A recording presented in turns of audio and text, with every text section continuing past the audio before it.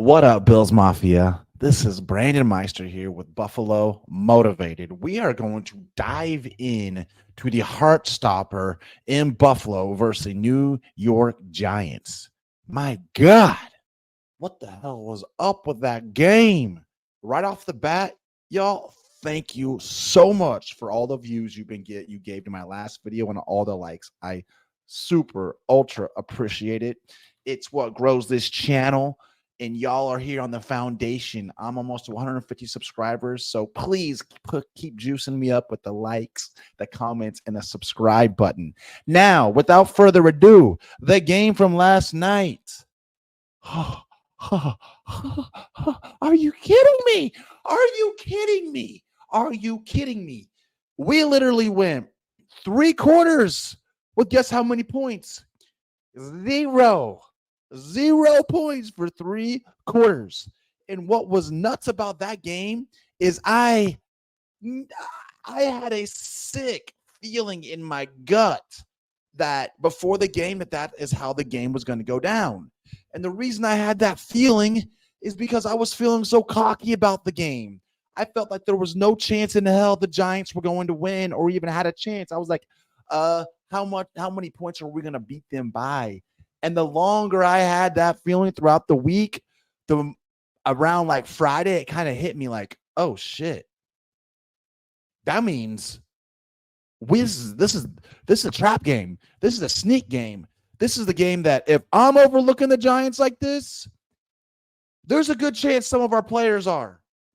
And I know Coach McDermott doesn't get down like that, and apparently we don't overlook teams, but that is just how I was feeling before the game. Like there was a chance that we could lose, and my God, did we ever. Let's straight up say a couple things right out the gate.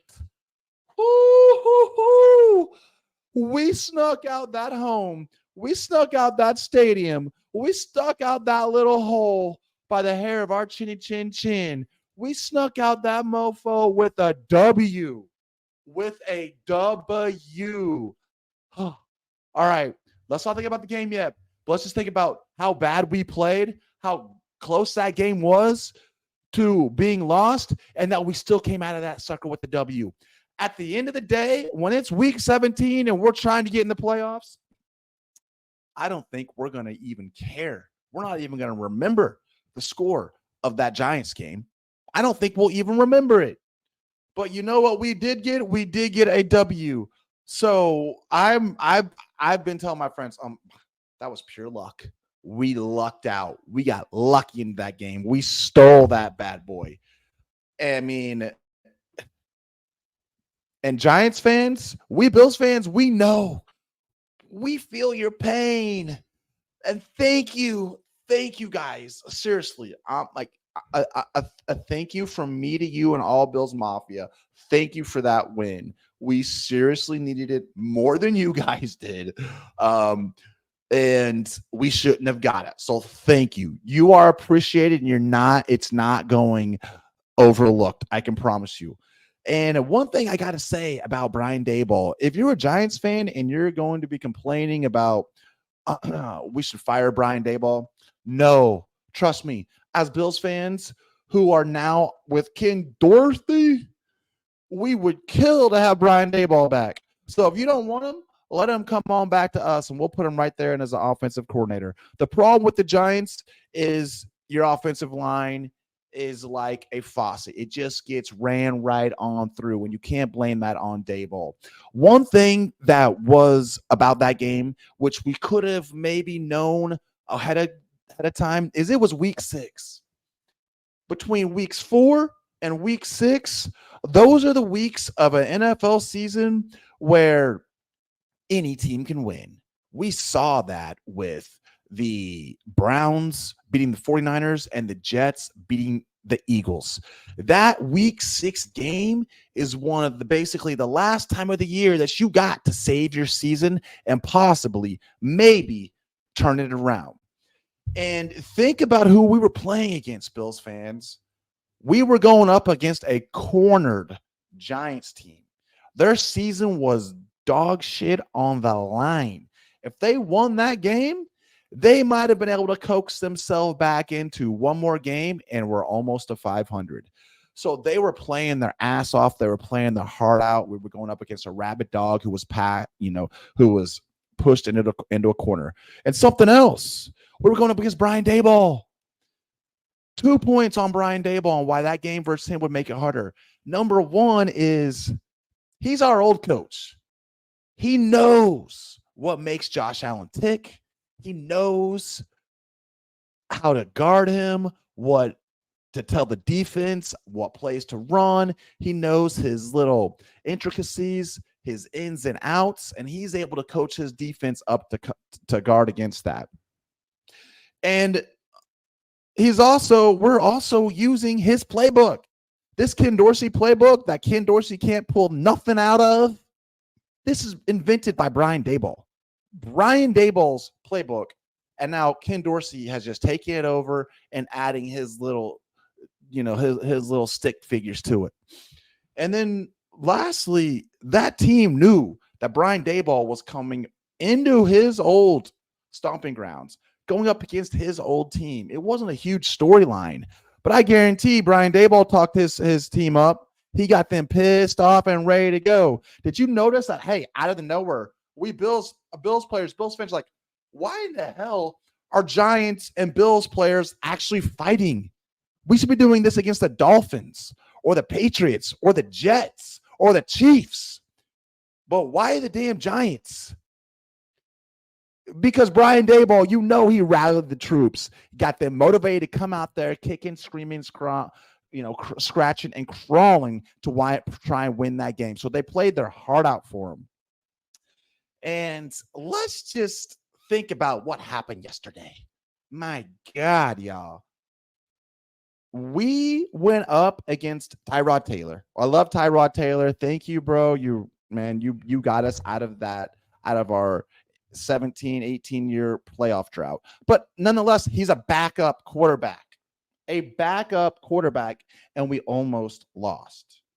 Now, I'm going to have a whole separate video on specifically Ken Dorsey because that sucker is going to be 10 minutes all on its own. But as Bills fans, we got to be able to recognize when we should be giving somebody props and when we should be smacking them around and calling them out. Now, our team got that W. They snuck the hell out of there and got that W. But you know who didn't get that W? Ken Dorsey did not get that W. He's being called out. And one thing I do like about this game and why it was so close, it's one of those good ones that thank God we won because it's a great learning experience. And what it does is it puts Ken Dorsey's ass in the spotlight. It was such an awful game that hopefully he recognizes it and he goes in and changes some things up. It was such an awful game that hopefully our players are like, my God, we can't play like that anymore. We got to practice harder. We got to do better.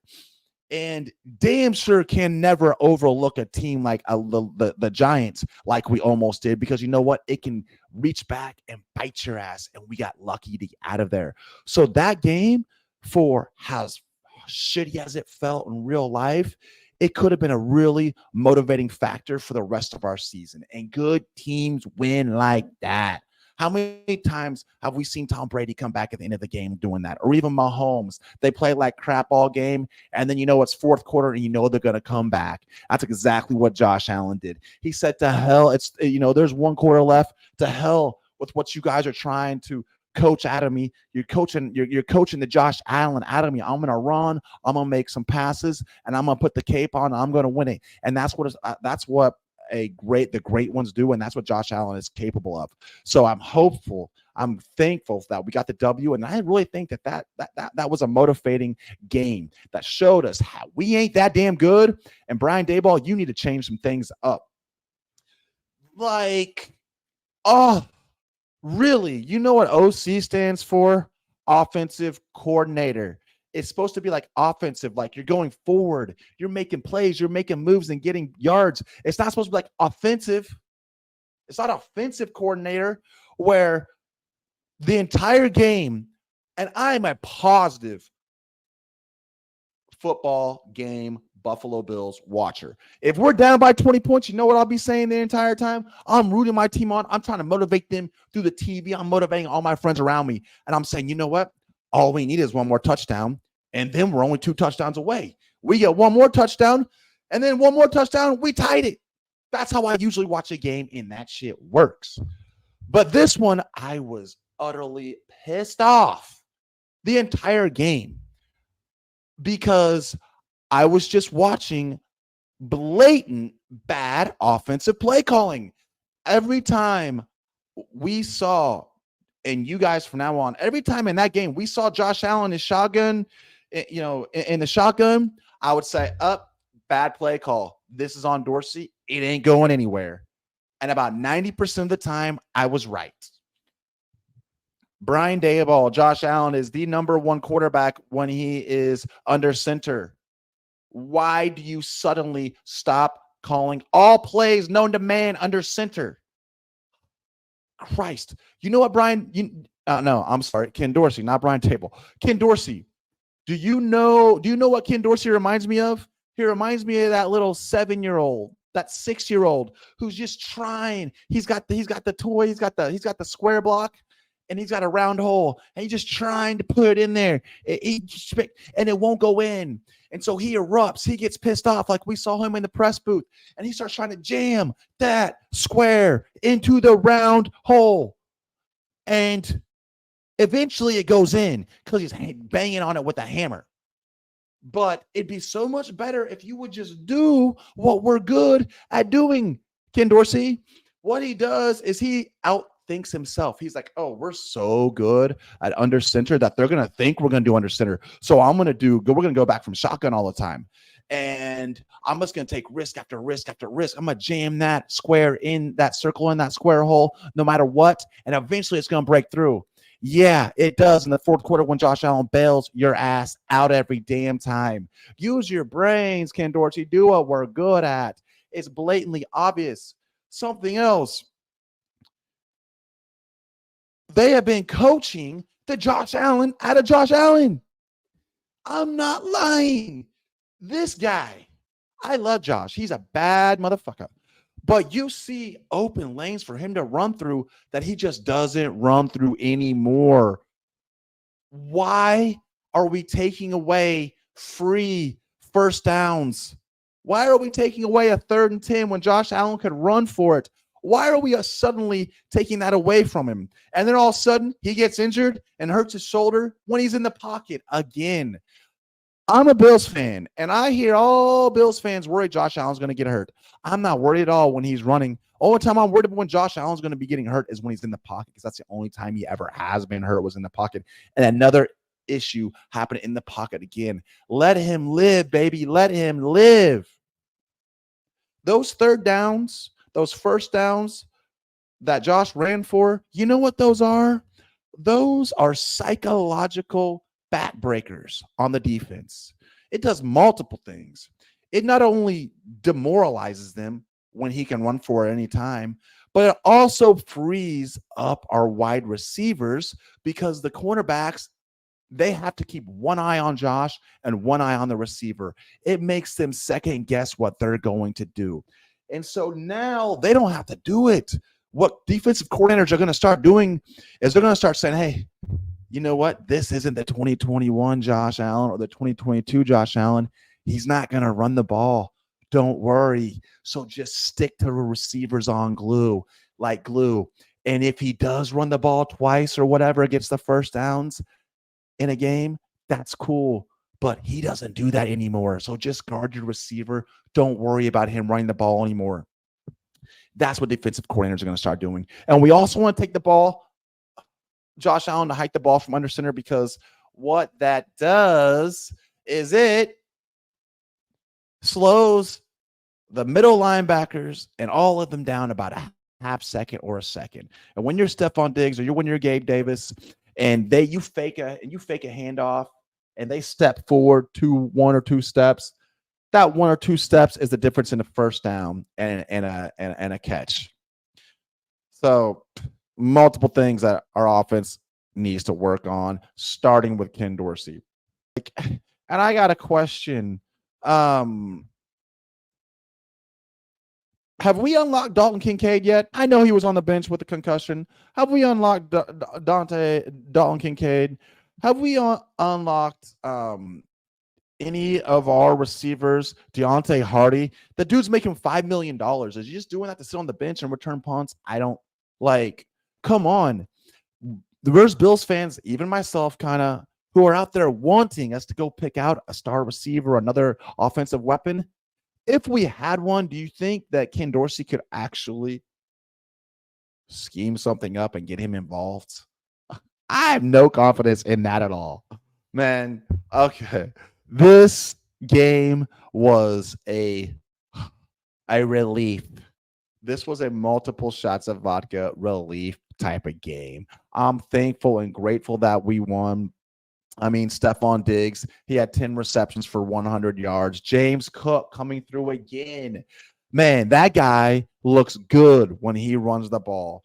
He looked great. He was breaking off several. He had his long was 14 yards, several 7 yards, 9 yards, 12-yard runs. And if Ken Dorsey wouldn't abandon that run half the time like he does, then we could have done a lot more on the ground. And Latavius Murray, man, that guy looks fast and huge. No wonder he's as old as he is and still successful in the NFL. That dude is good. Let's keep him in the game. Let's keep feeding those guys the ball. At the end of the man, guys, we just gotta be lucky, thankful that we got out of there with a win. And then, man, we got down the damn goal line 1 yard away from losing that game, and we pulled it out. Props to our defense. They didn't. There was 5 trips into the red zone, and we didn't give up any touchdowns. Props to them. They got down on the 1 yard like twice, and we didn't give up any points either time. Oh man, lifesaver at the end, man, by Johnson. That was a crazy game. It was stressful. I really don't want to see any more of that. I'm going to have my Ken Dorsey video posted soon where I'm going off. I was giving him 5 to 7 games this year before I started calling for his head. And I think we're at game 6, and I think I've practically hit that limit. I wanted him fired so hardcore last night for that game. I was so pissed off at him.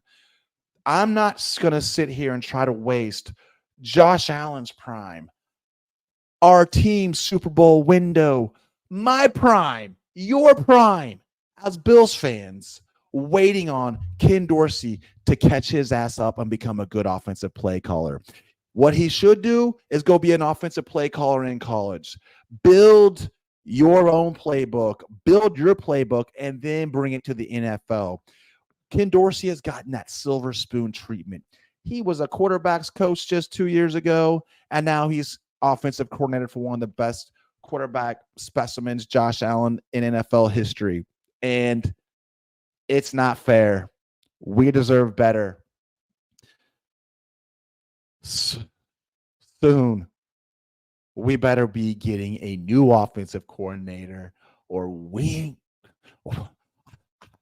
I'm just saying, my hopes are not up for winning the Super Bowl. We definitely could. So let's just hope. Let's just pray to God that Ken Dorsey starts doing common sense things. It's not difficult. Let Josh be Josh. Turn on the wheels. Take the ball, hike the ball from under center, and scheme our wide receivers open better. Whenever we run the ball, we've been successful at that because I think that's the one time it takes the ball out of Ken Dorsey's hands. When he's calling up plays, passing plays, his awful schemed routes never get our receivers open. So it's almost a disadvantage to us. But when we just say, we're going to run up this hole, here you go, James Cook, it puts the ball in our players' hands. And that's probably one of the reasons I think we've been successful. All right, y'all. Put the videos on 1.25 speed. Watch the whole damn thing. Please like this video, share it, and comment and subscribe, man. I really appreciate you guys. And thank God we got that W, baby. We got that W. All right. Bills Mafia, guess what? I want y'all to have a great Beautiful day today. Go Bills.